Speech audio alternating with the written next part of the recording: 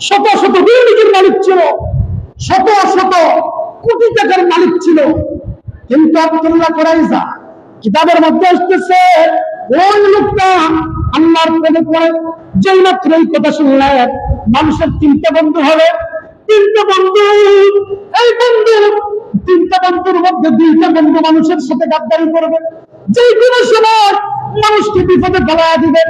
তখন চিন্তা করলেন এই দুইটা বন্ধুর মধ্যে এক নম্বর বন্ধু হলো আমাদের সম্পদ, ঠিক না? এক নম্বর বন্ধু কি? আমাদের সম্পদ। এই সম্পদ আপনার সাথে যে কোনো সময় গাদ্দারি করতে পারবে। কারণ একটা কথা আছে, প্রবাদ আছে, অর্থ অনর্থের মূল, ঠিক না? ঠিক। অর্থ থাকলেই দেখবেন যুবক ছেলেরা গুনার কাজ করতে আর সময় লাগে না, দেখবেন। এই জন্য বলছে এক নম্বরে হলো অর্থ। অর্থ যে কোনো সময় তোমার সাথে পল্টিবাজি করবে, এই জন্য